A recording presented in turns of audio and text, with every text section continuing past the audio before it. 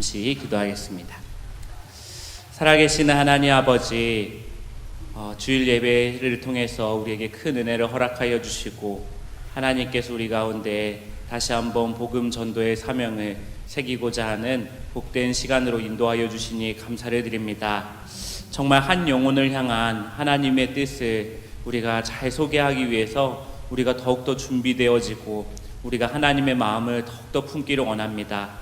전도는 하나님께서 행하시는 것이오니 우리는 좋은 안내자가 될 수 있도록 하나님께서 은혜와 지혜들을 이 시간 더하여 주시옵소서. 그래야 해서 우리가 세상으로 나아가 사람들과 만나고 그 안에서 인격적인 관계를 갖게 될 때에 복음을 전할 그 시간과 타이밍을 하나님께서 허락하여 주실 줄 믿사오니 그 기대로 우리가 오늘의 시간들을 잘 배워나갈 수 있도록 주님께서 인도하여 주시옵소서. 함께 하실 것들을 믿사오며 예수 그리스도의 이름으로 기도합니다. 아멘. 복음을 받아들이는 것은 과정 중심적이며 인격적인 결단이다. 우리가 지난주 강의를 통해서 배우게 된 내용입니다. 복음 전도는 사람을 사랑하는 것과 인격적인 관계를 맺는 것입니다. 사실 이 두 가지는 같은 말이라고 말씀을 드렸는데 사랑하기 때문에 인격적인 관계를 맺고 복음을 전하는 것이지 복음 전도를 위해서 사랑하는 척하는 관계를 맺는 것은 전도도 안 될 뿐더러 그렇게 해서는 안 된다라고 말씀을 드렸습니다. 이 복음 전도 자체가 우리가 이미 하나님께 받은 굉장히 큰 소중한 선물이기 때문에 다른 사람에게 전해줄 때도 정말 소중하게 다루는 마음으로 전해줄 수 있어야 합니다. 그래서 복음 전도는 사랑하는 사람에게 가장 좋은 선물을 주는 마음으로 하는 것이다. 그것을 기억해야 된다라고 하는 것입니다. 종종 어떤 분들은 전도를 하다가 그 전도 대상자와 관계를 맺는 과정 속에서 그 상대방하고 관계가 틀어지는 경우가 있습니다. 물론 그 전도 대상자가 어떤 극단적인 상황에 놓여있는 사람이어서 그렇게 될 수 있다고 하지만 대부분 관계가 깨지는 것은 여기에 조금 복음 전도하는 방식에 문제가 있는 것입니다. 상대방이 아무리 이상할지라도 그 사람을 사랑해서 복음을 전해주고자 한다면 일단은 상대방에게 맞춰주고 상대방이 원하는 방식으로 가질 수 있어야 합니다. 그런데 내가 원하는 방식으로 자꾸 밀어붙이다 보면은 탈이 나는 것입니다. 그래서 우리가 총력전도 할 때도 한 가지 주의해야 될 것이 무엇이냐면은 어떤 디데이를 정해놓고 그 디데이에 맞춰서 그 사람이 올 수 있게 그렇게 밀어붙이다 보면은 그 사람이 어느 순간 갑자기 거부감을 가지고 그 부담스러워하는 것 때문에 오히려 반감을 가질 수가 있습니다. 그래서 복음 전도를 하기 위해서는 그 사람을 먼저 사랑해주는 과정이 먼저 필요하고 인격적인 관계가 충분히 진행된 다음에 하나님께서 원하시는 때에 그 사람을 초청할 수 있어야 된다라는 것입니다. 그래서 오늘은 지난주에 예고해드린 대로 우리가 복음 제시하기 전에 이 전도 대상자들을 어떻게 준비시켜주고 그들의 영적인 상태를 파악하는데 어떻게 우리가 지식을 가지고 있어야 될지에 대해서 한번 나누고자 합니다. 오늘 강의를 통해서 우리가 복음 전해야 할 그 정말 소중한 사람들의 영혼을 하나님께서 보게 하시고 그 이해의 깊이를 더 넓게 하시는 하나님의 은혜가 있을 줄 믿습니다. 자, 첫 번째로 전도 대상자의 영적인 여정에 대해서 한번 살펴보도록 하겠습니다. 이 전도 대상자들이 복음을 듣기 위해서는 넘어야 할 5가지 문턱이 있습니다. 사실 이 챕터가 전도 대상자들의 영적인 상태를 파악하는 데 있어서 가장 중요한 핵심이다라고 할 수가 있습니다. 첫 번째 문턱이 무엇이냐면 신뢰입니다. 너가 하는 말에는 아무런 관심이 없다라는 것입니다. 대부분의 사람들은 너가 하는 말에 아무런 관심이 없어 말하면서 불신을 합니다. 이런 사람들에게는 복음이 들어갈 기회조차 주어지지 않습니다. 이 사람들에게 필요한 것이 무엇이냐면은 신뢰를 할 수 있게 만들어주는 것입니다. 아예 기독교에 대해서 불신을 가지고 있고 강한 거부감을 가지고 있기 때문에 특별히 코로나 시대 이후에 교회에 대한 불신이 이제 사회 전반에 어느 정도 깔려 있기 때문에 이 불신을 신뢰로 만들어주는 일이 쉽지는 않지만 이것을 해줄 때 좋은 결과를 얻게 됩니다. 그럼에도 사람들이 어떻게 신뢰의 문턱으로 들어오느냐, 바로 우리가 사는 것을 보고 불신을 넘어서 신뢰가 생깁니다. 그리고 우리 교회의 모습을 보고 불신을 넘어서 신뢰가 생기게 되는 것입니다. 이 사람이 그동안은 기독교에 대해서 불신과 거부감을 가지고 있었는데 저 사람은 내가 부정적으로 생각한 그 그리스도인의 모습과는 조금 다르네? 그러면서 그 사람에 대해서 조금 호기심이 생기는 겁니다.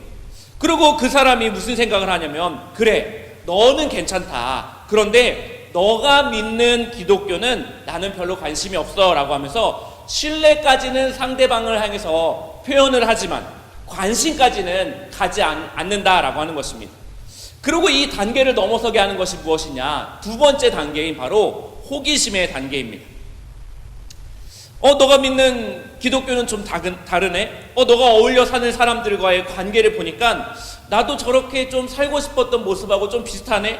너가 다니는 교회를 보니까 세상이 너가 가진 교회가 가진 그 세상에 대한 태도나 문화를 보니까 너희 교회에 마치 하나님이 있는 것처럼 하고 있네? 하나님이 진짜 있는 거 아니야? 하면서 이렇게 무관심에서 호기심으로 넘어가는 것이 두 번째 단계입니다. 그래서 너는 좋지만 내가 믿는 기독교에 대해서는 알고 싶지 않다라고 했을 때 상대방에게 나의 삶이 호기심을 불러일으키는 삶으로 그 사람에게 접근을 할 수 있어야 된다라고 하는 것입니다.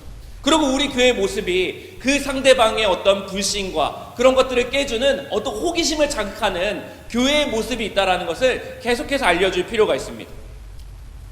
이 두 번째 단계에서 가장 중요한 것은 무엇이냐? 바로 내 삶이 호기심을 불러일으키는 삶이냐 아니냐가 두 번째 단계에서는 굉장히 중요한 것입니다. 그 사람이 기독교에 대해서 알 수 있는 방법은 오로지 복음을 전하는 전도자의 삶에 있기 때문에 내 삶이 과연 그 사람도 궁금증을 가질 수 있는 그런 호기심을 유발시킬 수 있는 그런 삶인가에 대해서 점검해 볼 필요가 있다라고 하는 것입니다. 세상 사람들과 나와의 차이가 주일날 교회 가는 것 외에는 별 차이가 없으면 이 사람에겐 별로 호기심이 생기지 않습니다. 그럼에도 불구하고 이 사람이 나의 삶에 대해서 어떤 호기심을 갖기 시작하면은 이때부터는 복음을 전할 수 있는 기회가 주어지는 것입니다. 그러니까 복음을 전하기 전에 기본적으로 나를 신뢰하고 있는가, 그리고 이 사람이 기독교에 대해서 호기심을 가지고 있는가에 대해서 이 두 번째 단계까지는 반드시 확인을 해줄 필요가 있습니다. 세 번째 문턱이 무엇이냐? 바로 변화의 단계입니다. 기독교의 가르침은 옳은 것 같아. 그런데 나는 그렇게는 살기 싫어. 세 번째 단계에 들어가면 사람들이 기독교도 맞는 것 같다라고 인정을 하기 시작합니다. 전체 기독교에 대해서 인정을 안 할지라도 너가 믿는 기독교, 너가 다니는 교회는 내가 인정한다, 요 정도까지는 오게 된 상태다라고 하는 것입니다. 그런데 기독교만 꼭 옳으냐라고 이렇게 이야기합니다. 사실 이런 이해는 당연합니다. 왜냐하면 머리로만 이해했기 때문입니다. 그래서 이 사람들은 기독교가 좋은 건 알겠는데 나는 이대로 살고 싶다라고 변화는 원치 않는다라고 말합니다.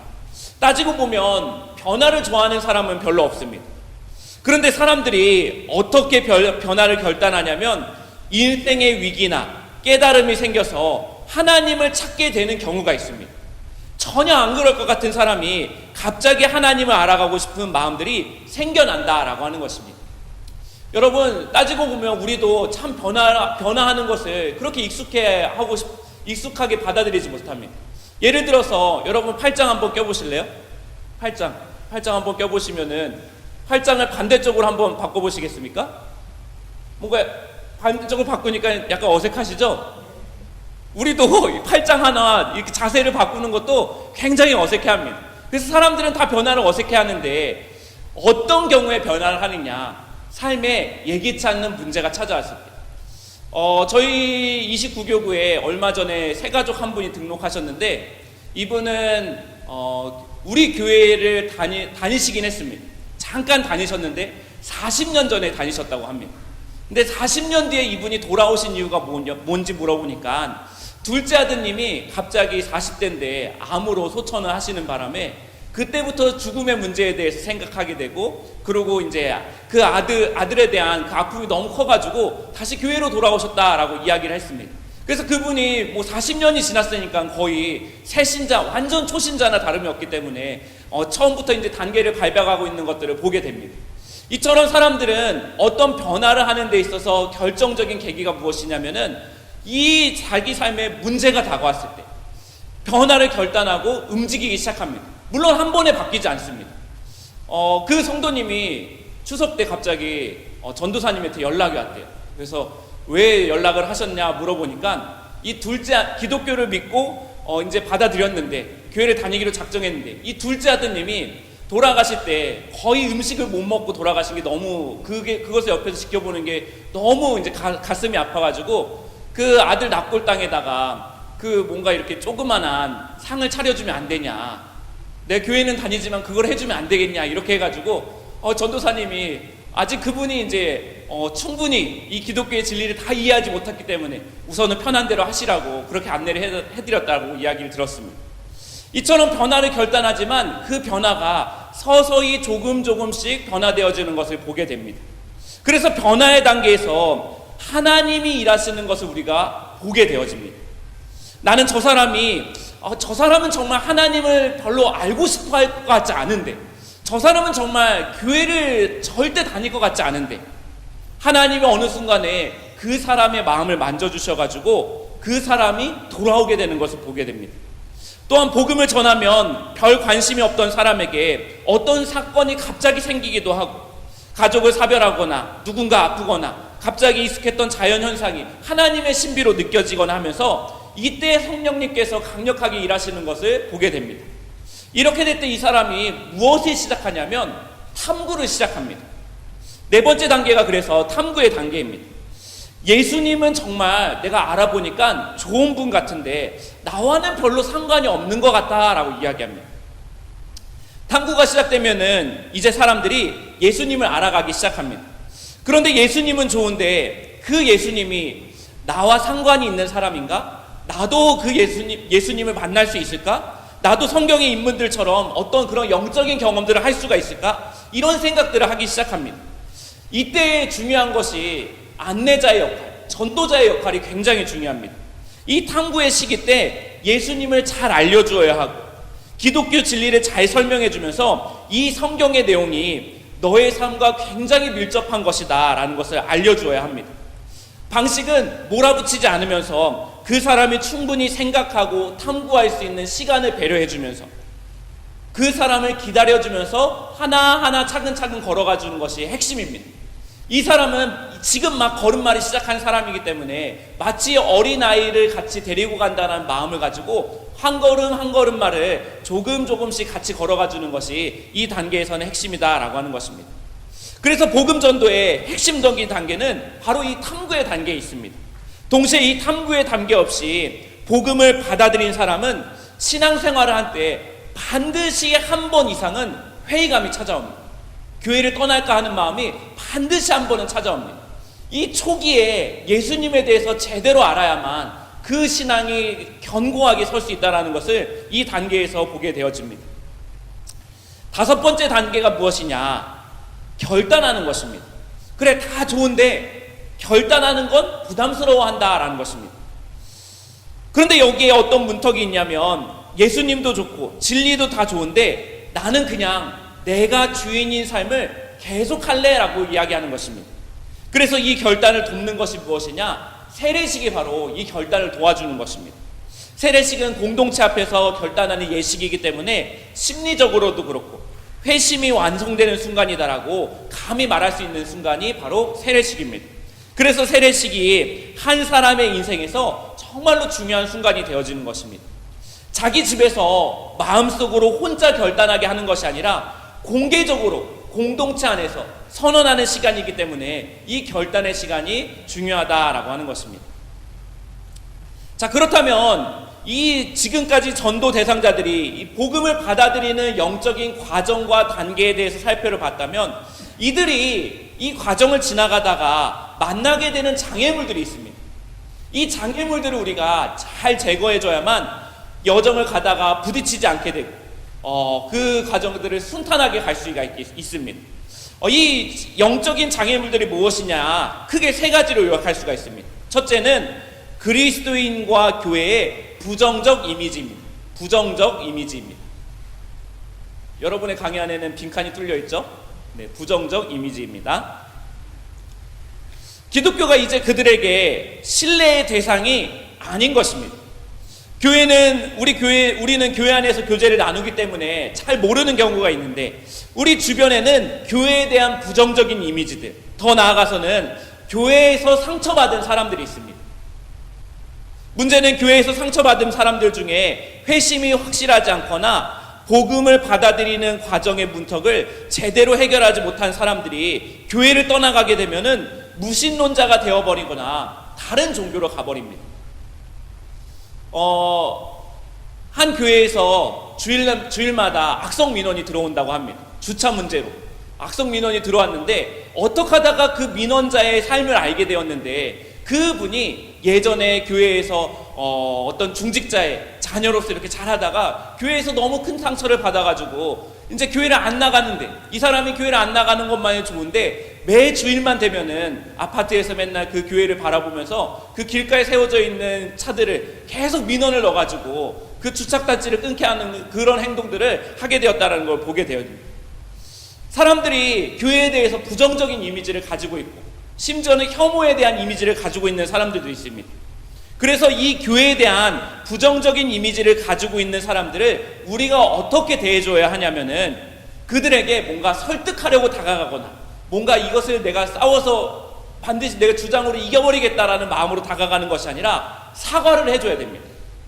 미안하다. 내가 알지 못하는 사람들일 수도 있지만 그들도 사실은 나와 같은 그리스도인이고, 사실은 내 형제 자매라고 부를 수 있는 내 동료와 같은 사람들이다. 내 동료 그리스도인들이 잘못했다. 아니, 내가 잘못했다. 미안하다라고 진실성 있게 사과를 하면서 그분의 마음을 풀어주고 그분에게 진실성 있게 다가가주는 것이 이 교회에 대한 부정적인 이미지를 가지고 있는 사람들에게 접근할 때는 가장 중요한 태도입니다. 두 번째 장애물이 무엇이냐면 지적인 질문들입니다. 지적인 질문들. 우리가 전도를 하다 보면은 지적인 질문을 받게 될 경우가 있습니다. 게다가 우리는 신앙생활을 하면서 신앙은 믿는 거지 지식으로 이해하는 게 아니야 라고 배웠기 때문에, 기독교 안에서 어떤 지적인 질문을 하면은 뭔가 궁금한 걸 물어보면은 굉장히 이상한 것처럼 여겨지는 분위기가 있습니다. 물론 신앙은 믿음의 영역 안에 있는 것이 분명합니다.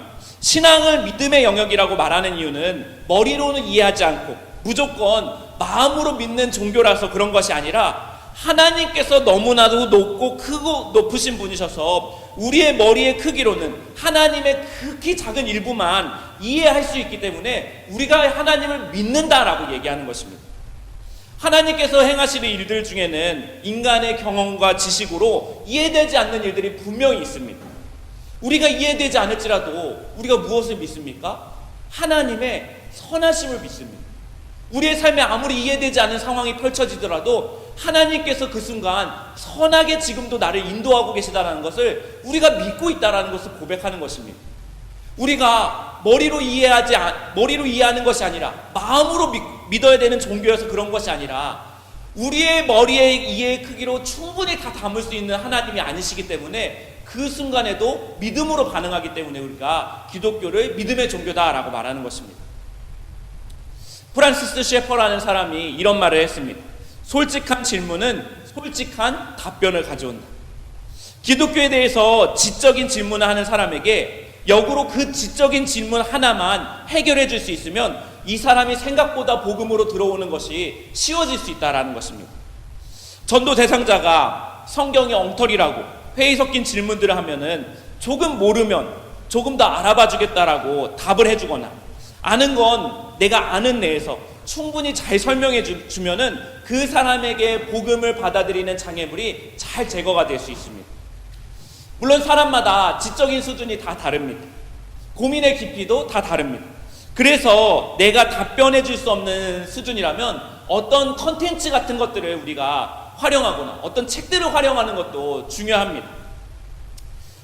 요즘에 여러분 유튜브 많이 하시니까 CBS에 보면은 잘잘법이라는 유튜브 채널이 있습니다. 거기에 들어가면은 여러 가지 채널들, 여러 가지 기독교에 대한 질문들에 대한 답을 해준 것들이 소개가 되어져 있습니다.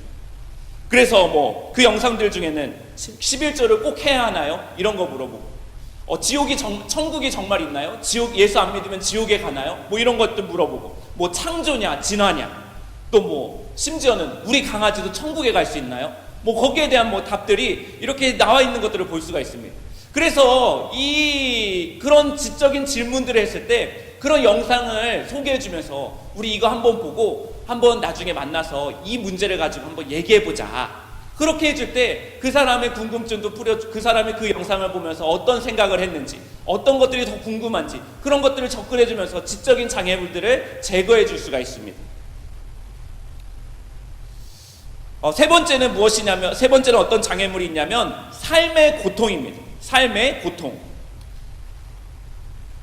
이 사람이 반응하는 것이 무엇이냐면, 아니 신이 있다면 나에게 왜 이런 고통을 주냐 하는 것입니다. 신이 있다면 왜 세상에 이렇게 불의한 일이 많냐라고 하는 것입니다. 하나님은 왜 아프리카에 어린아이들이 저렇게 굶어 죽어가는데 하나님이 신이시면 왜 그들을 가만히 내버려 두냐? 하나님이 왜 우크라이나 전쟁으로 사람들을 고통받게 왜 내버려 두고 계시냐? 하나님은 왜 사랑하는 가족들이 죽을 때까지 왜 살려주고 고쳐주지 않느냐? 감정적으로 이해되지 않는 문제들에 대해서 토로할 때가 있습니다. 이런 이야기를 할 때 우리의 중요한 태도가 있는데, 그것이 무엇이냐면 같이 아파해주고 같이 슬퍼해주고 공감해주는 것입니다. 공감이 제일 먼저 그들에게 접근할 태도입니다. 특히 이런 것들은 여성분들은 잘 아시지만 저 같은 남자들은 이런 질문하면은 하나님은 선하셔 막 그래서 무조건 답을 먼저 주려고 하는 경향들이 있는데, 여기 있는 분들은 다 대부분 여성분들이 많으시니까 충분히 잘 공감해 주실 거라고 생각을 합니다. 사람들 중에는 신에 대한 원망을 품고 있는 사람들이 있습니다. 이런 사람들에게 이것이 인간의 죄 때문이다, 교리적인 답변을 하고 이것이 맞다 틀리다, 그래도 하나님은 선하시다, 그렇게 할 것이 아니라 얼마나 힘들었냐, 그 고통의 순간을 어떻게 견뎠냐고 함께 슬퍼해주는 태도가 필요한 것입니다. 이렇게 충분히 공감이 되어지면 전도의 도구가 되어질 수 있습니다. 왜냐하면 이것이 깨어진 세상에 민낯이기도 하기 때문입니다. 당신이 당하는 고통은 그 원인이 무엇이냐? 세상이 깨어지고 망가졌기 때문이다. 왜 세상이 깨어졌냐면 그 이유가 인간이 하나님을 버렸기 때문이라고 이야기하고, 인간이 하나님을 버린 것이 죄이고 그 죄의 결과로 세상의 고통의 문제가 너무나 많아졌다. 그렇게 설명하면서 복음을 전해줄 수 있다라고 하는 것입니다.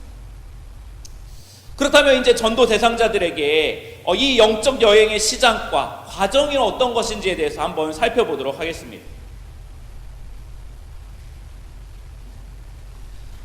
첫 번째는 무엇이냐? 생활 양식입니다. 이 생활 양식이라고 하는 것은 무엇이냐면 소위 모태신앙. 태어날 때부터 문화적으로 기독교의 배경 안에서 자란 사람들을 말합니다. 그래서 어떤 사람은 이 기독교의 배경에서 자라다 보니까 어릴 적에 체험도 하고 눈물도 흘리고 회심도 하는 것처럼 보이고 막 이런 것들이 나타납니다. 그런데 문제가 무엇이냐면은 이 사람들은 진리를 탐구하는 진지한 고민 없이 그냥 문화적으로 어렸을 때부터 교회를 다녔기 때문에 그것이 그냥 신앙생활이라고 여기고 나중에는 교회를 떠나버리는 경우가 있습니다. 떠나버리는 결정적인 이유는 무엇이냐? 교회보다 더 좋은 문화를 만났기 때문입니다. 결혼해서 남편 때문에, 아내 때문에, 주말에 쉬는 시간이, 주말에 남편하고 아내랑 쉬는 시간이 함께 가족들하고 즐기는 시간이 교회 다니는 문화의 시간보다 더 소중한 문화를 발견했기 때문에, 직장생활 때문에, 코로나 때문에 핑계거리가 생기면 금세 교회를 잠깐 쉬는 척하면서 교회를 떠납니다. 이 사람들에게 필요한 것이 무엇이냐? 반드시 체험과 탐구의 영역을 거쳐야 한다라고 하는 것입니다. 복음을 받아들이기 위해서는 이 생활 양식, 삶의 습관의 변화를 이야기하고 이 경험의 문제들, 그 탐구의 문제들이 반드시 이 세 가지가 종합적으로 일어나야만 건강한 복음을 받아들일 수 있게 됩니다. 여러분, 우리의 자녀들 중에 얼마나 이런 자녀들 많이 있습니까? 부모의 울타리 안에 있을 때는 교회를 다니는 것이 그냥 문화적으로, 그냥 생활 양식으로 다가왔지만 부모를 떠나고 나서 부모 주변에 살지도 않고 또 지방에 멀리 떨어져 살면은 금세 교회를 떠나버립니다. 이 사람들이 왜 떠나는 겁니까? 어렸을 때 회심을 했다라고 이야기하지만 그 회심의 과정에서 체험도 있었지만 그들이 하나님에 대해서 진지하게 생각하고 탐구하는 시간이 없었기 때문에, 여러분, 여러분의 자녀들의 신앙이나 손주들의 신앙들 볼 때 잘 관찰하셔야 됩니다. 제가 정말 하나님에 대해서 정말 깊이 알고 있는지, 하나님은 인격적인 하나님에 대해서 깊이 탐구하는 과정을 거쳤는지에 대해서 확인을 해보셔야 된다라고 하는 것입니다. 두 번째는 경험, 체험 또는 위기의 문제입니다. 흔하지 않지만 체험을 해서 교회로 오는 사람들, 복음으로 들어온 사람들이 있습니다. 예전에 7, 80년대 우리 광림교회 권사님들 이야기 들어보면은 90년대였죠. 90년대 어떤 남자 권사님이 요 신사동 주변에서 부동산을 하셨는데 밤에 이렇게 술을 먹고 집으로 돌아가시다가 갑자기 광림교회 십자가가 자기한테 확 다가와가지고 자기도 모르게 그날 저녁으로 주일 저녁 예배 참석해가지고 그때부터 교회 다니신다라고 이야기하시는 것도 있습니다. 이렇게 체험적으로 복음을 경험해서 교회로 오는 사람들도 있습니다. 아니면 삶의 위기가 있어서 교회로 오는 사람들도 있습니다. 예를 들면 이성 친구와 교제를 하다가 헤어졌거나, 아니면 질병이 생겼거나, 물질적인 어려움이 생겼거나, 가족 중에 아픔을 겪거나 이런 사람들이 들어옵니다. 그런데 이 사람들이 탐구의 영역을 거치고 그 다음에 생활 양식, 습관의 과정을 바꾸는 과정이 필요한데, 이 과정 없이 체험만 하면은 나중에 다 교회를 떠나는 것을 보게 되어집니다. 거꾸로 탐구를 먼저 하고 기독교를 이해했다라고 하면서 교회로 오는 사람이 있습니다. 이 사람들은 물론 요즘에는 이렇게 자기가 다 예전에 어디서 뭘 배워봤고 뭘 해봤고 이렇게 하는 사람들은 우선 조심해 봐야 됩니다. 요즘같이 신천지나 이단의 이런 상황들이 많은 경우에서는 이 사람들이 조심해야 될 필요도 있지만, 어쨌든 그런 과정을 거치고 들어올지라도 이 사람이 체험이 생기고 삶의 양식이 바뀌는 습관의 변화가 따라와야만 복음이 받아들여질 수 있다라고 하는 것입니다. 이건 회심할 때만 필요한 영역이 아니라 신앙생활을 하면서 우리가 반복적으로 해야 되는 일들입니다. 그래서 우리는 예배 드리는 것도 멈추지 않고, 또 기도회나 그런 것들을 통해서 체험을 하는 것들도 멈추지 않고, 그리고 맨날 트리니티 하면서 이렇게 성경 공부하는 것도 멈추지 않고 계속 반복된 것들을 하는 것들이 바로 여기에 있다라고 하는 것입니다. 어떤 분들은 과거에 자기가 체험했던 것들로 신앙생활을 하는 분들이 있습니다. 이제는 늙어서 나는 목사님 저는 이제 성경 공부 못해요. 이제 늙어가지고 쓰는 것도 어려워요. 이렇게 하는 분들이 있습니다. 근데 건강한 신앙은 균형 잡힌 신앙을 말하는데, 기도하면서 얻는 체험도 중요하고, 말씀 공부하면서 하나님을 알아가는 탐구도 중요하고, 매일 정해진 시간에 드리는 생활 방식, 하나님께 드리는 삶의 습관도 중요한 것입니다. 이 세 가지가 함께 갈 때 좋은 신앙, 건강한 복음 전도가 되어질 수 있다라고 이야기하는 것입니다. 자, 두 번째로 모두가 가지고 있는 중요한 전제점이 있습니다. 우리가 전도 대상자에게 접근할 때 파악해야 될 것들이 있습니다. 바로 그것이 무엇이냐면, 그 사람이 어떤 세계관을 가지고 있냐, 그 사람의 영적인 상태를 이제 진단해 보는 것입니다. 세계관은 그 사람이 세상을 이해하는 방식을 말합니다. 어떤 사람은 돈이 세상에서 제일이다라고 말하는 사람이 있습니다. 그 사람은 그 사람의 삶을 가만히 들여다보면 돈의 가치에 따라서 선택하는 것들이 달라지고, 돈에 따라서 자신의 삶의 라이프 스타일이 이렇게 계속 설계되어 있던 것을 보게 되어집니다. 어떤 사람은 나는 세계관 같은 거 없다고, 그냥 나는 하루하루 주어진 대로 살아가는 것이 그냥 내 삶이라고 이야기하는 분들이 있습니다. 그런데 이 사람들은 세계관이 없는 것이 아니라 그냥 하루하루 주어진 대로 하루살이처럼 사는 것이 그 사람들의 세계관인 것입니다. 물론 많은 사람들이 자신의 세계관에 대해서 물어봤을 때 명확하게 나는 뭐다라고 이야기하는 사람은 많지 않습니다. 그래서 면밀히 관찰하고 이 사람이 선택을 할 때 어떤 기준으로 선택을 하는지, 또 뭘 쫓아서 살고 있는지에 대해서 살펴보는 것이 중요합니다. 그래서 이것을 파악한 다음에 접근을 하면은 복음을 전하는데도 중요한 토대가 되어진다라고 하는 것입니다. 두 번째는 무엇이냐면 무신론과 유신론의 문제입니다. 이 사람이 신의 존재를 믿느냐 아니면 신의 존재 자체를 믿고 있지 않느냐, 이것을 한번 파악해 보셔야 됩니다. 무신론자들은 복음을 받아들이는 것이 참 어렵습니다. 이들의 논리는 무신론은 과학이고 유신론은 종교의 영역이다라고 생각을 합니다. 무신론에는 그래서 이성이 필요하고 유신론에는 신앙이 필요하다라고 이야기합니다. 여러분, 그런데 이것은 굉장히 잘못된 생각입니다. 이 생각만 깨져도 예수님을 믿는 것이 쉬워집니다.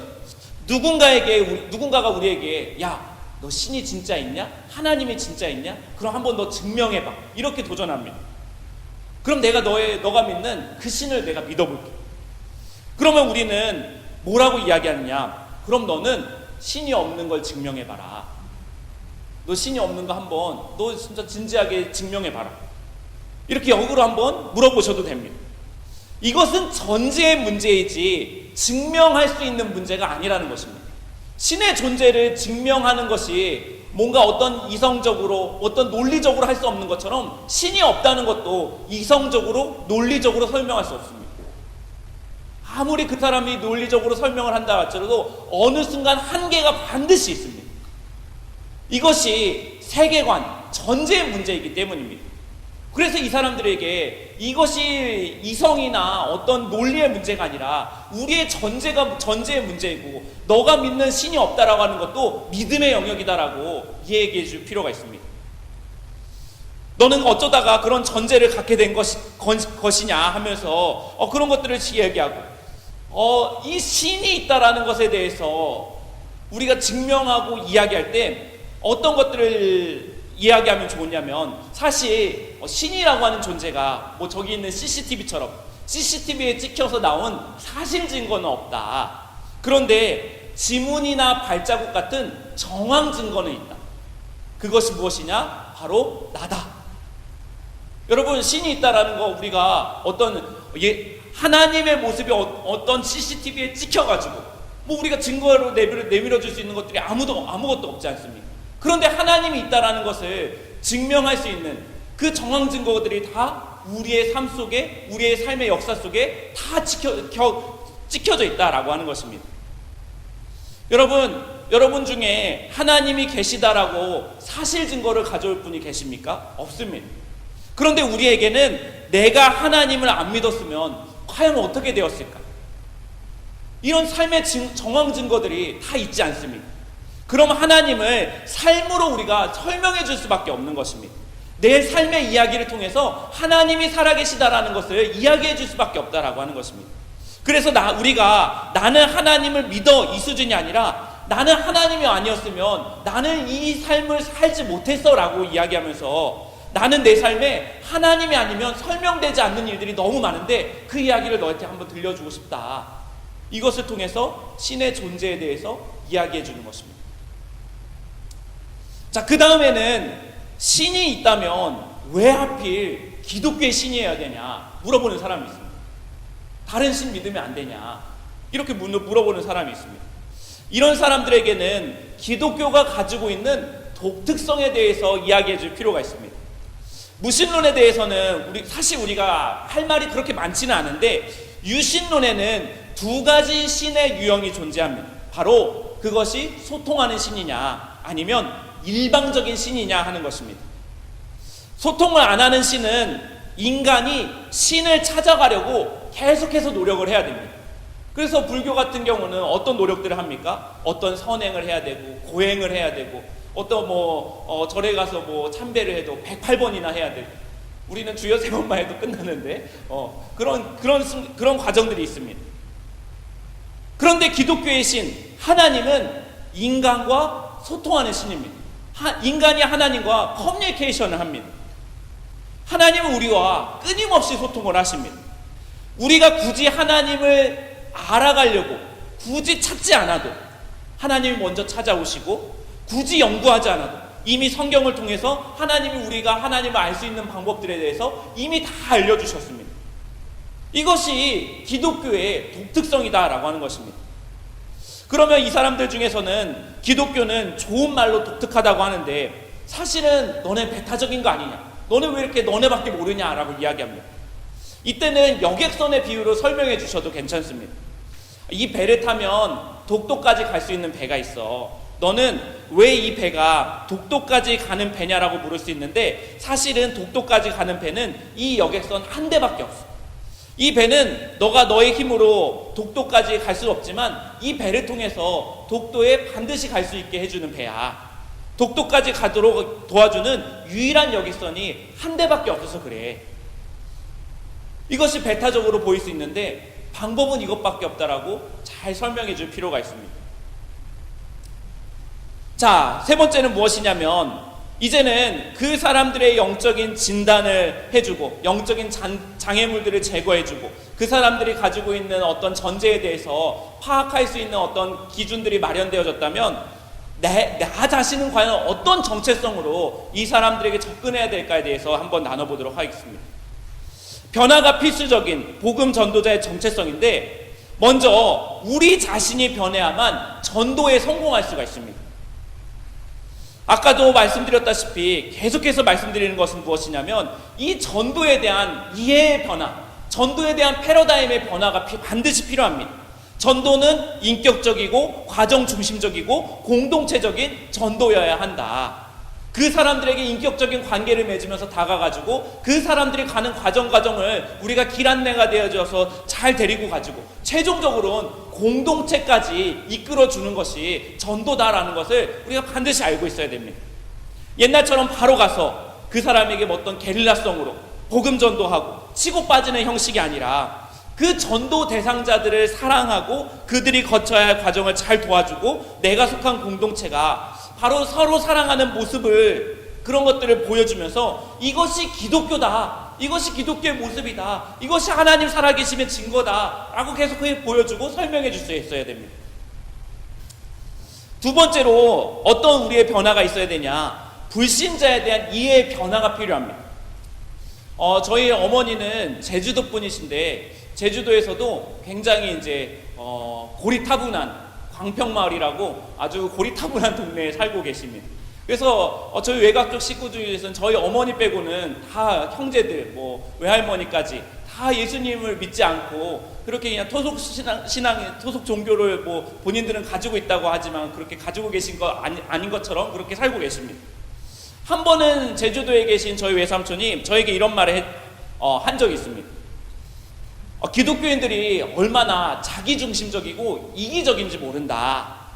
자기를 외삼촌을 전도하려고 했는데 어떤 사람이 그 외삼촌에게 뭐라고 이야기했냐면 당신은 죄인입니다.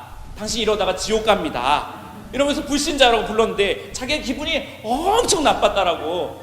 그때 목사 안서 받은 지 얼마 안 되는 저를 불러다 놓고 그 강의를 해주시는 거예요. 넌 절대 그러면 안 된다. 나 같은 사람을 이렇게 전도시키려면 그렇게 하면 안 된다. 막 이러면서 교회도 그런 교회를 다니시지 하면서 이런 얘기를 해주시는 겁니다. 듣고 보니까 어느 정도 맞는 말 같았습니다. 사실 우리가 복음을 전해야 할 전도 대상자들은 삶의 진정한 의미를 찾고 있는 사람들입니다.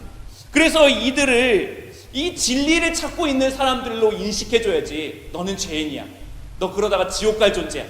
이렇게 먼저 접근해버리면 그 사람들의 마음의 문을 닫게 해줄 수밖에 없다라고 하는 것입니다. 그래서 우리가 그 사람에게 접근할 때는 정말 진정한 삶의 의미가 여기 있는데 너 지금 삶의 의미를 찾고 있지. 내가 같이 도와줄게. 그런 마음으로 접근하고 그 불신자에 대한 이해를 우리가 먼저 바꿀 필요가 있다라고 하는 것입니다. 마지막으로는 복음 전도자의 정체성의 변화가 필요합니다. 무엇을 이야기하는 것이냐? 우리가 먼저 부르심을 입은 자다라고 하는 그 정체성을 가질 필요가 있습니다. 이것을 사도 바울이 뭐라고 이야기하냐면 나는 빚진 자다라고 이야기했습니다. 우리가 먼저 부르심을 받은 자들이고 저들은 아직 부르심을 받지 못하고 그 부르심을 초청되었는데 그 초청을 듣지 못한 사람들입니다. 그리고 그들의 부르심은 나를 통해서 전달되게 된다는 것을 알고 있어야 됩니다. 우리가 전도할 때 내가 이만큼 가지고 있어가지고 내가 이만큼 가지고 있는 중에서 요만큼을 떼서 너한테 줄게 라고 하는 그런 마음으로 가는 것이 아니라 내가 이만큼을 이미 빚으로 받았기 때문에 내가 빚을 갚는 마음으로 너에게도 이만큼을 내어줄게 하는 그런 소중한 태도로 접근할 필요가 있습니다. 그래서 우리는 그들을 도와줘야 하고 좋은 동반자가 되어줘야 하고 좋은 길을 안내해주는 안내자가 되어야 한다. 여러분, 여행을 가보면 여행 가이드의 도움이 반드시 필요할 때가 있습니다. 그리고 그 여행에서 가이드를 누구를 만나느냐에 따라서 그 여행이 좋은 여행이 되어질지 아니면 기분 나쁜 여행이 되어질지 결정이 됩니다. 여러분은 어떤 가이드이십니까? 좋은 가이드이십니까? 아직은 조금 네. 여러분, 좋은 가이드는 어떤 가이드입니까? 그 지역에 살고 있는 가이드가 좋은 가이드입니다. 그 지역에 살면서 전문적인 지식과 경험이 많은 사람이 좋은 가이드인 것처럼 우리가 그렇게 해야 됩니다. 우리는 이 진리를 알고 있는 것뿐만 아니라 이 진리를 우리가 살고 있고 이 진리에 대한 전문성도 갖추고 있는 사람들입니다. 그래서 여러분이 좋은 가이드가 되주셔야만 이 전도 대상자들이 좋은 여행을 할 수가 있습니다. 처음에 여행할 때부터 이 여행이 정말 즐겁다는 것을 알려줄 필요가 있습니다. 나로 인해서. 사실 우리가 진리에 대해서, 목사님 저는 아직 이 진리에 대해서 많이 모르는데요. 아닙니다. 여러분, 이미 우리는 충분히 많이 배웠고 충분히 이미 많이 알고 있습니다. 그 진리대로 우리가 살아내는 영역을 개발시키기만 하면 됩니다. 오늘 저와 여러분이 좋은 가이드, 좋은 동반자가 되기를 원합니다. 여러분이 그 진리를 배운 만큼 진리를 살아내고 그 진리의 기쁨이 어떤 것인지를 계속해서 반복하는 것을 통해서 여러분이 전해줄 때도 정말 이 사람을 교회로 데리고 오는 것이 목적이 아니라 내가 받은 그 기쁨을 이 사람도 정말 알았으면 좋겠다는 그 소중한 마음으로 전도하고 복음의 열매를 거두시기를 주님의 이름으로 축원합니다. 자, 네 번째로, 그렇다면 이 복음 전도회에서 여행 가이드는 과연 어떤 사람이 되어야 하고 어떻게 해야 되는가? 첫째로, 복음 전도의 주체는 성령님이시다. 가이드는 가이드일 뿐이다. 복음 전도의 주체는 성령님이시다. 여러분, 사람들이 전도를 할 때 어려워하는 이유가 무엇이냐면 복음 전도의 주체가 자기라고 생각하기 때문입니다. 복음 전도를 내가 하는 것이라고 생각하는 것 같습니다. 복음 전도의 주체는, 회심의 주체는 성령 하나님께서 행하시는 겁니다. 요한복음 3장 7절에서 8절 말씀에 뭐라고 이야기하냐면, 내가 내게 거듭나야 하겠다 하는 말을 놀랍게 여기지 말라. 바람이 임의대로 불매 내가 그 소리를 들어도 어디서 와서 어디로 가는지 알지 못하나니 성령으로 난 사람도 다 그러하니라 라고 말합니다. 이 거듭남의 영역이 성령께서 바람을 일으켜서 성령께서 역사하시는 영역이다 라고 이야기하고 있습니다.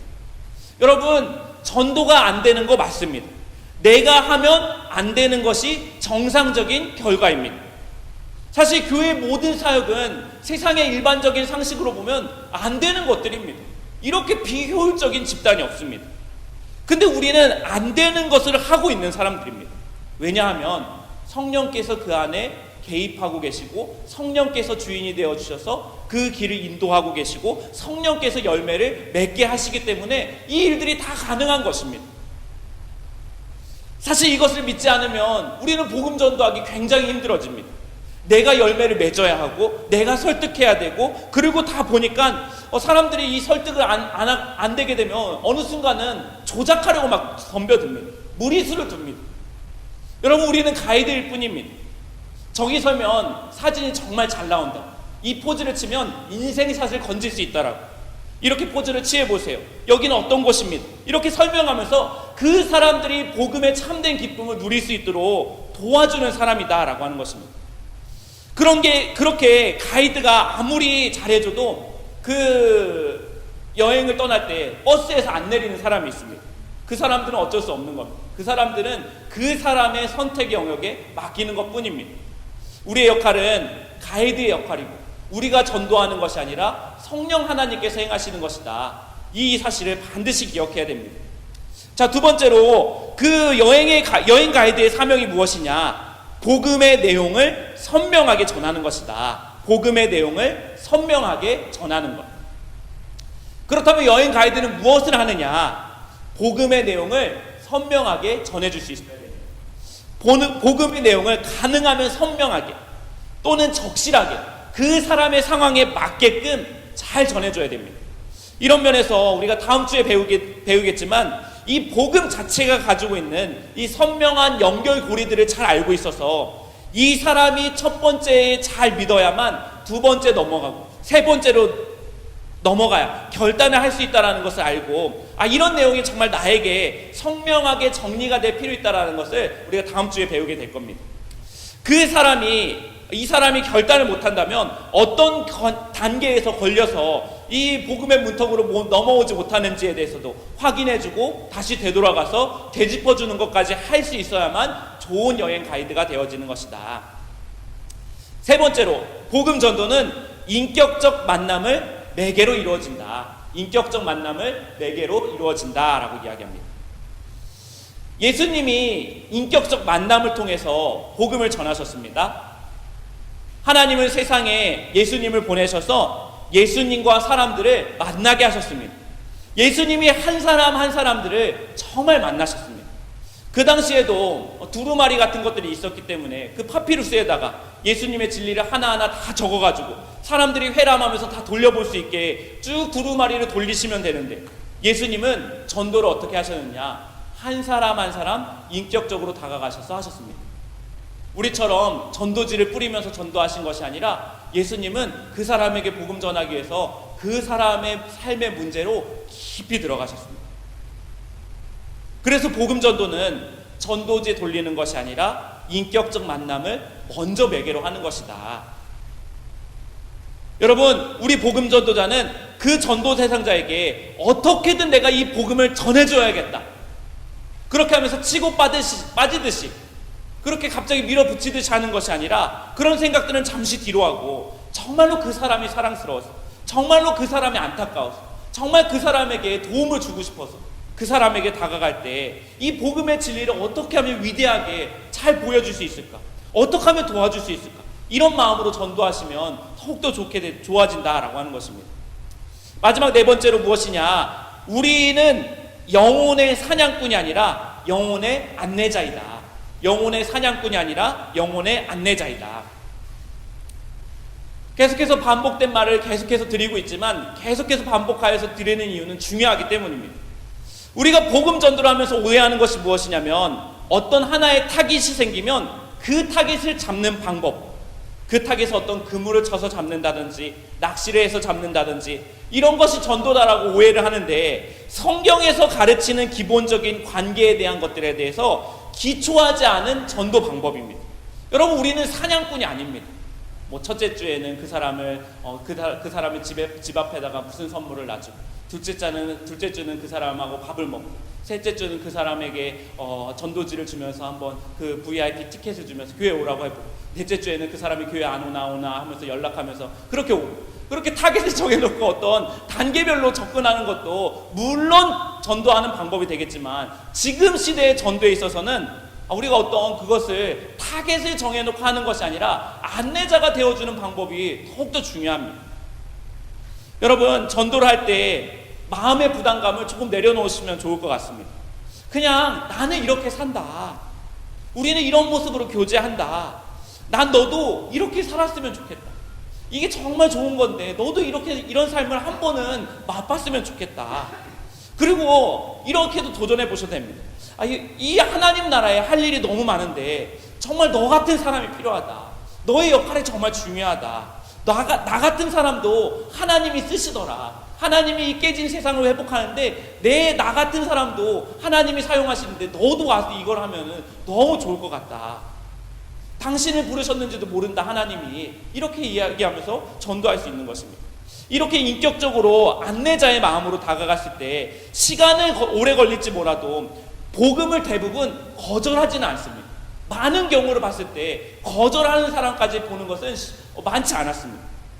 그런데도 하나님이 하시는 복음 전도의 일을 거절한다면 정말 하나님께서 그 사람을 복음으로 초대하기를 원하지 않으시다는가, 아니면 우리가 안내자가 아니라 사냥꾼처럼 밀어붙였기 때문입니다. 복음 전도가 못 일어난 것이 아니라 안 일어났을 가능성이 크다라고 하는 것입니다. 사랑하는 전도자 여러분 우리는 정말 좋은 안내자, 좋은 가이드가 되어질 줄 믿습니다.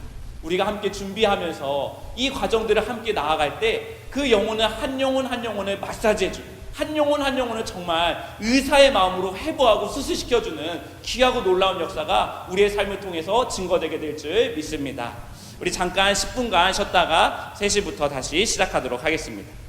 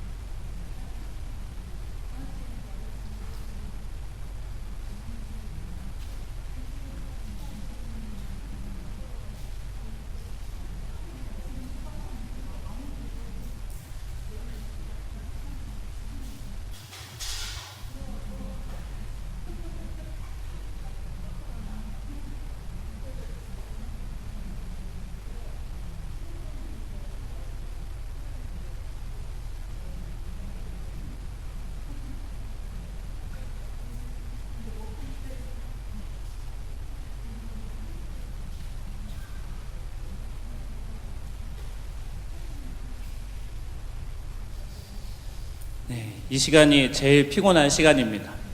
쉬는 시간에 뒤에 뭐 사탕이라도 갖다 놓으면 좋을 것 같은데 다음 주에 혹시 마음에 감동되는 분이 계시면은 뒤에 이렇게 사탕이나 간식거리 이렇게 좀 헌신해 주시면은 저희 더 좋은 시간 가질 수 있을 것 같습니다. 계속해서 강의를 이어가도록 하겠습니다. 다섯 번째로 이제는 좀 구체적인 내용을 한번 살펴보도록 하겠습니다.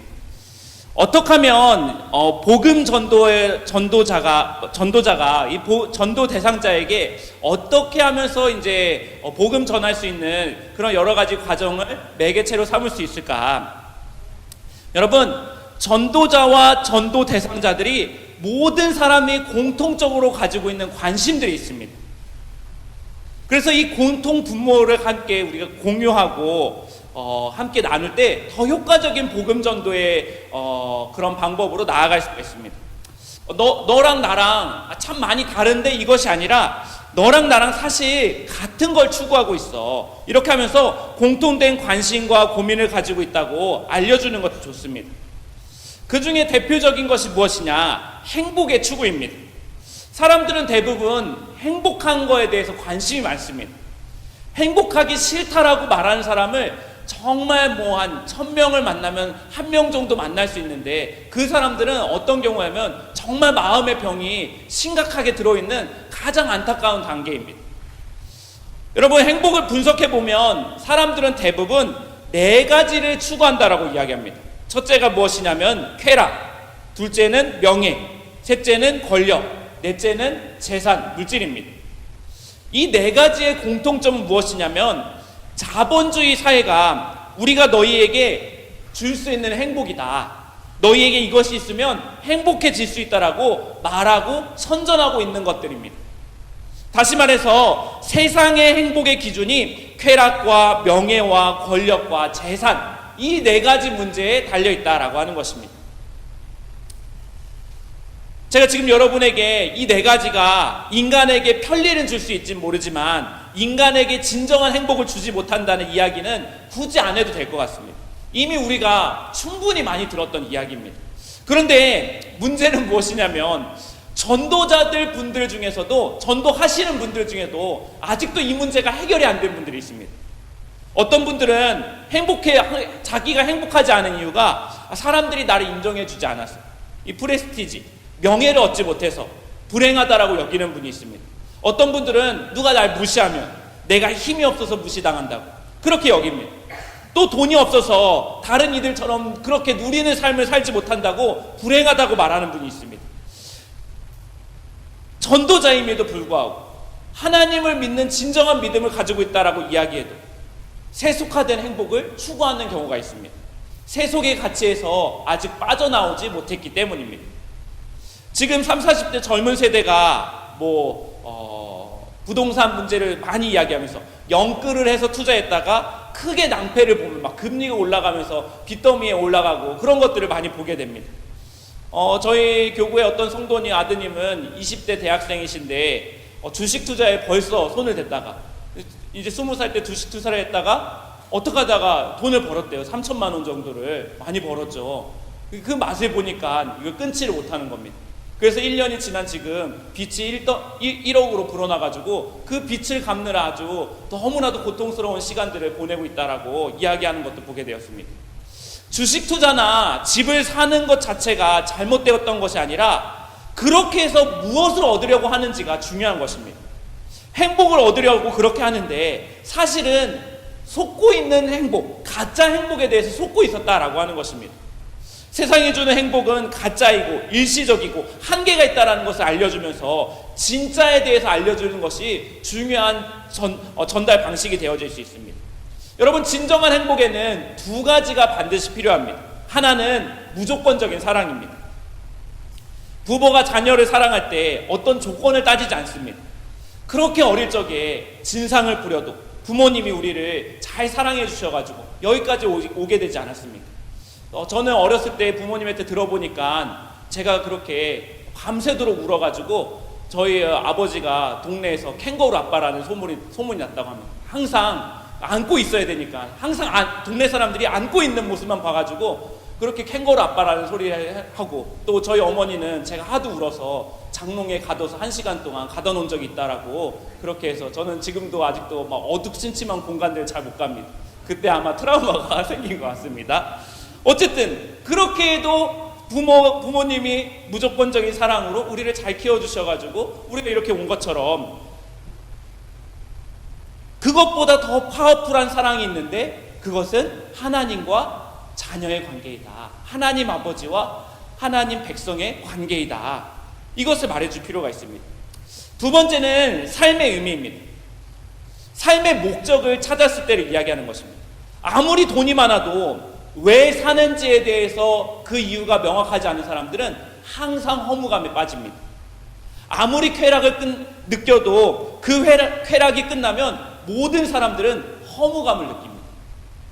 그래서 사람들에게 삶의 의미를 어디서 찾고 있냐, 너 정말 찾은 거 맞냐, 그렇게 묻고 이야기하다가 그 삶의 의미는 나를 만든 존재에서부터 찾을 수 있다. 나를 만든 분이 목적을 가지고 너를 만들었기 때문에 그분에게서 삶의 의미를 찾을 수 있다. 그렇게 하면서 복음으로 넘어갈 수가 있습니다. 여러분, 그러고 보면 복음이 하나님께서 무조건 나를 사랑하시고 나를 향한 뜻을 두고 계시다라는 것이 복음이지 않습니까? 그러니까 진정한 행복은 이 복음의 내용 안에 다 있다라고 하는 것입니다. 그래서 우리는 전도 대상자에게 접근할 때 우리는 모두 다 행복을 추구한다. 세상에서 주는 행복은 다 속임수다. 진짜 행복은 무조건적인 사랑과 삶의 의미를 찾을 때 얻을 수 있더라. 이 모든 답이 어쩌면 하나님에게 있을지 모른다. 이 자세를 가지고 접근해 줄 필요가 있습니다. 그리고 아주 중요한 것은 이 진정한 행복을 내가 먼저 누리고 있어야 된다라고 하는 것입니다. 나한테 어느 정도 구현되어 있어야만 이야기를 할 때 진정성 있게 다가갈 수가 있습니다. 또 하나는 어떤 공통된 관심으로 복음을 전할 수 있냐면, 깨어진 세상에 대한 인식을 공유할 때 복음으로 넘어갈 수가 있습니다. 우리가 개인적으로 겪는 고통, 사회 부조리나 불이익, 특별히 코로나와 이 기후위기 상황들을 보면서, 전 지구적인 재앙과 위기를 보면서 사람들이 다 공감하고 있습니다. 이 세상이 뭔가 잘못되어 가고 있구나. 세상이 이게 잘못된 방향으로 가고 있구나. 다 사람들이 알고 있습니다.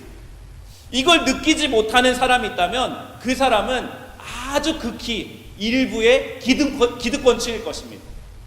그래서 이 사람이 지금 세상이 이렇게 망가지고 잘못된 방향으로 가고 있다라고 할 때 나는 그런 거 잘 모르겠는데 하면은 정말 저 사람은 많은 것을 가진 정말 우리나라 1%구나 이렇게 생각하시면 됩니다. 이렇게 일부를 제외하고서는 이 세상의 이런 문제들을 우리가 다 해결할 수 없다라는 것에 대해서 공감하고 있습니다. 우리가 깨진 세상을 살고 있다는 것을 공감하면서 그것들을 공유하게 되어질 때 우리에게 소망이 없다고, 그것을 공유하고 진정한 소망이 하나 있는데 그것이 예수 그리스도에게 있다고 복음으로 넘어갈 수 있다라고 하는 것입니다. 이 깨진 세상을 인식하는 것이야말로 하나님 나라의 복음을 제대로 이해하고 넘어가는 것입니다. 죄를 이야기할 때 계속해서 그 사람에 대해서 도덕적인 죄에 대해서 정죄하는 방식으로 접근할 때가 있는데 요즘에는 워낙 사회적으로 공분을 사는 도덕적인 죄들이 원체 많아가지고 내가 지은 죄는 상대적으로 작아 보이는 것들이 많이 있습니다. 그래서 누군가에게 죄인이라고 얘기할 때, 야, 내가 정말 죄인이냐? 내가 무슨 살인을 했냐? 뭘 했냐? 하면서 이렇게 이야기하는 분들이 있습니다. 이런 도덕적인 죄를 가지고 사람들에게 복음을 전하는 것도 방법일 수 있지만 이제는 이 방법들이 잘 안 먹힙니다. 지금은 오히려 우리가 거대한 악 속에서 살고 있다. 그 속에 우리가 일부가 되어 있다. 우리는 그것을 동조하고 있다. 이런 것들을 보여주면서 큰 그림을 보여주고 같이 공감대를 사고, 너는 이 깨진 세상을 계속해서 망가뜨리면서 이렇게 살아갈래? 아니면 이 깨진 세상을 조금이라도 회복하면서 살아가는 방법을 찾을래? 이렇게 도전하는 것이 필요합니다. 로마서 8장의 말씀에 뭐라고 이야기하냐면 모든 피조물이 신음하고 있다라고 이야기합니다. 너 정말 이 세상이 신음하는 것을 증폭시키는 그 삶을 살아갈 것이냐, 아니면 그 신음을 그치게 하고 멈추게 하는 삶을 살아갈 것이냐, 그것이 더 파워풀한 전도 방법이 되어질 수가 있습니다.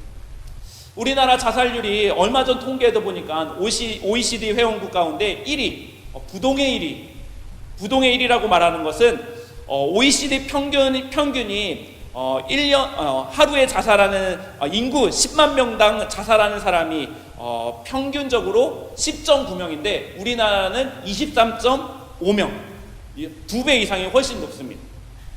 우리나라 사람들이 믿는 강력한 믿음 중에 하나가 뭐냐면 죽으면 다 끝나 라고 하는 것을 정말 강력하게 믿고 있습니다. 이것이 얼마나 끔찍한 일인지 잘 알려주어야 합니다. 야, 죽는다고 끝나는 게 아니야. 끝난다는 너의 믿음 때문이지 죽는다고 끝나는 것이 아니다.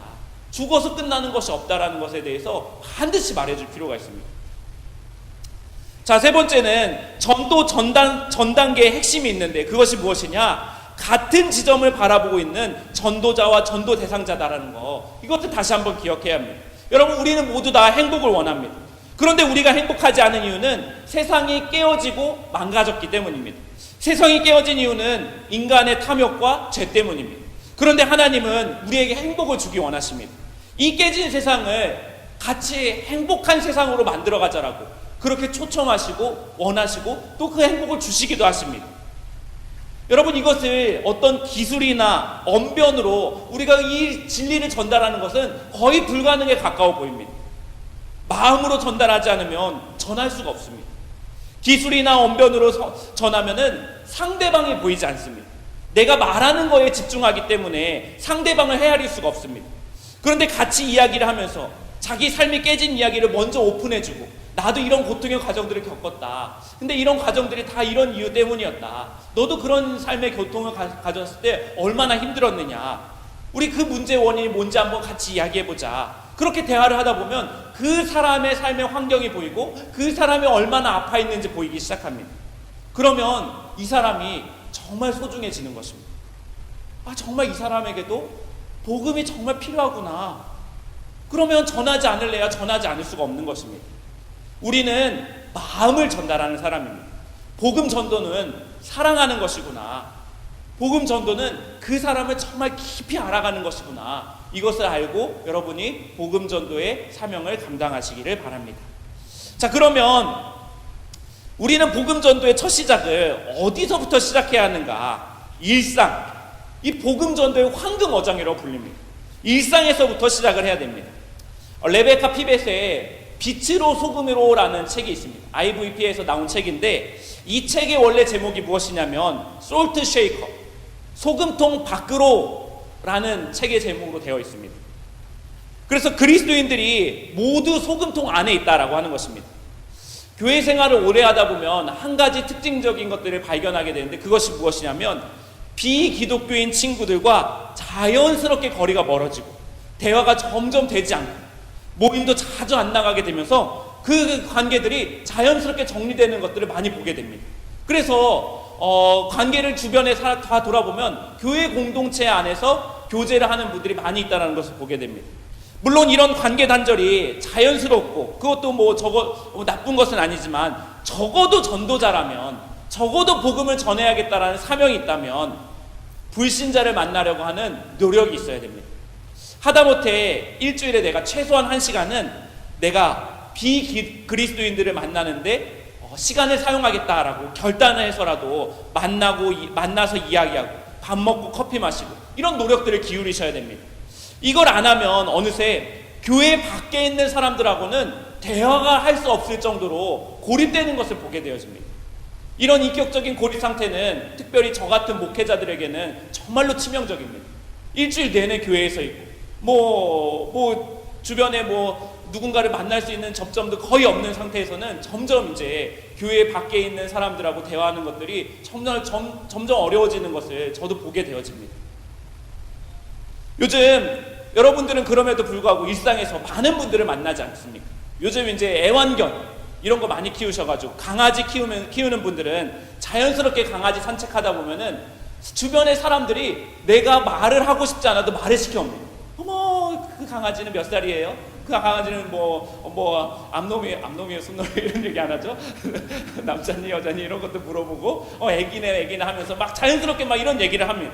그러다 보면 동네 사람들하고 자연스럽게 이야기가 됩니다. 그래서 복음 전하는 사람은 개를 키우지 않더라도 개를 어디서 한 마리 구해와가지고 계속해서 산책을 시키고 나가서 얘기를 해줄 수 있는 그런 노력도 해야 된다라고 하는 것입니다. 아이들을 키우는 분들이라면 놀이터에 가면은 어머니들하고 자연스럽게 이야기하게 되고, 또 어린이집 엄마들하고도, 뭐 학교 다니는 엄마들하고도 자연스럽게 이야기할 수 있게 됩니다. 또 뭐 등산하는 분들은 산에 올라가는 과정에서 뭐 정상에 올라가서 뭐 전혀 모르는 사람하고 오이도 나눠 먹고 사과도 나눠 먹고 하면서 그 사람들하고도 얘기할 수 있지 않습니까? 저 같은 경우는 살 빼려고 수영 다니다 보니까 자연스럽게, 오늘 수영 선생님이 좀 기분이 나쁘면은 막 엄청 돌리시거든요. 돌리시면 이제 너무 힘들어가지고 자연스럽게 쉬게 되면 그때 헉헉거리면서 오늘 선생님이 왜 저러시냐 하면서 이제 옆에 분들하고 같이 이야기할 수 있는 기회가 있습니다. 그렇게 얘기하다 보니까 남서울교회 목사님도 만나가지고 그 목사님하고도 같이 서로 목사였냐고 하면서 이렇게 서로 좋은 관계도 유지하게 되고 그렇게 됩니다. 여러분, 이 불신자들하고 같이 만나서 계속 시간들을 보내고 일부러라도 노력하는 시간들이 우리한테 반드시 필요합니다. 자, 둘째로 삼터와 일터와 황금어장인데, 여러분 일상에서 관계를 맺을 수 있지만 여러분의 삼터와 일터는 황금어장입니다. 삼터는 먼저 주거지를 의미합니다. 여러분이 삼터와 일터에서 하셔야 될 것은 두 가지가 있습니다. 하나는 굿뉴스, 복음을 전하는 것과 또 하나는 굿웍스, 선한 일을 하는 것입니다.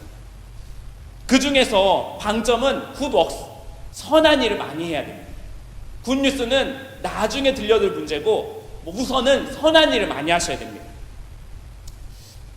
화면 보시면은 에베소서 2장 10절 말씀 혹시 띄워줄 수 있나요? 안 되면 제가 읽어드리겠습니다. 에베소서 2장 10절 말씀에 우리는 그가 만드신 바라 예수 그리스도 안에서 선한 일을 위하여 지으심을 받은 자니 이 일은 하나님이 전에 예비하사 우리로 그 가운데서 행하게 하려 하심이니라 라고 말씀하고 있습니다. 어떤 권사님이 매일 아침마다 아파트가 복도식으로 되어 있는데 복도 청소를 하셨습니다. 이 아침마다 청소를 하다 보니까 경비 아저씨하고도 친해지고 청소하는 아줌마랑도 친해지고 옆집 아줌마들하고도 친해지고, 그러면서 자연스럽게 복음을 전하다 보니까 어느덧 그 세월이 지나서 5년이 지나고 보니까 그 라인이 다 교회로 나오기 시작한 것입니다. 이제는 누구를 교회를 데려와서 복음을 듣게 하는 것보다 우리가 머문 삼터에서 복음을 먼저 듣게 하고 교회로 데려오는 것이 더 좋은 방법입니다. 전제는 먼저 우리가 선한 일을 우리의 삶에서 먼저 시작하고 우리의 삶에서 먼저 복음을 전하는 것입니다. 어떤 청년은 아침마다 1시간씩 출근을 일찍 해서 사무실 청소를 했습니다. 그러니까 누가 와서 묻는 것입니다. 야, 김대리, 너 왜 이거 하냐? 너 피곤한데 왜 이거 하냐? 하면서 이 청년이 내가 예수를 믿어서 하는 것이다 라고 하니까 이 사람이 정말 크게 비웃었다고 합니다. 시간이 지났지만 이 청년은 계속해서 일을 감당했습니다. 직장인들이 참 이기적인 것은 처음에는 고마워하고 그러다가 나중에는 당연한 것으로 받아들입니다. 그래서 나중에는 왜 안 하냐고, 왜 이것밖에 안 됐냐고 막 적반하장으로 나옵니다. 이 청년들이 이런 과정들을 다 묵묵히 이겨내고 매일 이 일을 계속했습니다. 그랬더니 나중에 처음에 자기한테 와가지고 정말 예수 믿어서 이렇게 한다라고 했을 때 비웃었던 그 사람이 와가지고 너 예수 믿는 게 정말 뭐냐? 예수 믿는 게 뭐가 다른 거냐? 예수님이 어떤 분이냐? 이렇게 묻기 시작했다라는 것입니다. 일반적인 상식으로 이 사람에게는 청년의 행동이 이해가 되지 않는 것입니다. 좋은 일을 하면서 사람들에게 이용당하고 비웃음거리가 되는데 계속해서 이 일을 하면서 표정 하나 찡그리지 않고 하니까 뭔가 이 사람에게 있구나. 얘가 정말 정신적으로 이상이 있는 것인지 아니면 정말 뭐가 있구나라고 생각을 해서 예수 믿는 게 뭐냐라고 물어봤다라고 하는 것입니다. 그래서 그 사람에게 복음을 전할 수 있게 계기가 되어졌다라고 이야기합니다. 여러분, 좋은 이웃이 되면 우리 안에 소망에 대하여서 묻는 자가 반드시 생겨납니다. 복음 전도자의 특권은 내가 좋은 이웃이 되기 위해서 부단히 노력할 수 있다라고 하는 것입니다. 그러다 보면 처음에는 힘들어도 나중에는 이것이 나의 삶의 라이프 스타일이 되고 습관이 바뀌면서 좋은 이웃이 되려고 노력을 하는 것이 아니라 누군가에게 정말로 내가 좋은 이웃이 되어질 수 있고 좋은 삶을 보여줄 수 있다라는 특권을 가진 자가 되어지는 것입니다. 여러분, 내 삶이 누군가에게 정말 가치 있는 삶으로 어떤 표본으로 어떤 샘플로 보여줄 수 있다는 특권이 얼마나 놀라운 특권입니까? 우리 안에 소망에 관한 이유에 대해서 묻는 자들에게 내 삶의 이야기만 해줘도 복음이 파워풀하게 전달되게 되어진다라고 하는 것입니다. 그게 복음 전하는 것입니다. 그게 초대교회가 복음 전했던 방식입니다. 나는 다대로 주님을 따르는 자로 성장하고 복음을 듣는 이들에게도 말할 수 없는 구원의 감격이 생기면서 시너지 효과가 나는 것입니다. 그래서 회심은 또 다른 회심을 낳게 되는 것입니다. 여러분, 신앙생활을 하면서 이 특권을 한 번도 누리지 못하고 천국 가면은 너무나 억울합니다. 내 삶이 어떤 예수님을 전혀 몰랐던 삶에 대해 살았던 삶을 그 사람을 구원시키고 그 사람을 회심시키고 그 사람을 변화시켜서 그 사람의 영적인 안내자가 되어줘서 처음부터 끝까지 인생의 전반을 함께 가질 수 있다는 그 특권을 내가 누리지 못하고 천국 가면 너무나 불행합니다. 노는 것도 젊었을 때 놀아야 한다는 말이 있는 것처럼 복음 전하는 것도 이 땅에 있을 때 우리가 할 수 있는 놀라운 특권입니다. 여러분, 천국 가면 복음 전할 수 있습니까? 다 복음을 빚진 자들이 왔는데 복음 전할 필요가 뭐 있습니까? 이 땅에서만 할 수 있는 것입니다. 누군가에게 영적인 안내자가 되어서 평생의 동반자가 되어주었다가 천국에서 다시 만나서 서로를 격려해주는 관계가 될 때, 이보다 천국에서 누릴 수 있는 큰 영광과 상급은 없습니다. 오늘 저와 여러분이 이 특권을 누리시기를 주님의 이름으로 간절히 축원합니다. 기도하시겠습니다. 사랑하는 하나님 아버지, 우리에게 정말 선한 일을 할 수 있는 특권을 허락하여 주시고 그 선한 일을 하는 것을 통해서 누군가가 진리를 찾고 있을 때, 누군가가 삶의 의미에 대해서 고민하고 있을 때 나의 삶의 이야기를 들려줄 수 있는 귀하고 복된 자리로 우리를 초청하여 주시니 감사를 드립니다. 하나님, 이제는 삶으로 전도하기 원합니다. 내 삶이 누군가에게 복음을 전할 수 있는 진실한 메시지가 되어지기 원합니다. 우리의 삶의 자리를 하나님께서 축복하여 주시고 우리의 일터를 하나님께서 축복하여 주셔서 하나님, 그곳에서 전하는 복음의 메시지가 더욱더 선명해질 수 있는 은혜들을 허락하여 주시옵소서. 그래서 누군가가 고민하고 누군가가 아파하고 누군가가 진리를 찾고 있을 때 나의 삶을 기꺼이 보여주면서 여기에 진리가 있다고, 여기에 참된 복음이 있다고, 여기에 참된 행복이 있다라고 증거해 줄 수 있는 복음 전도자의 삶을 살아갈 수 있도록 주님께서 인도하여 주시옵소서. 그 선한 일을 통하여서 선한 능력을, 선한 뉴스를 하나님께서 행하여 주실 것들을 믿사오며 예수 그리스도의 이름으로 기도합니다. 아멘.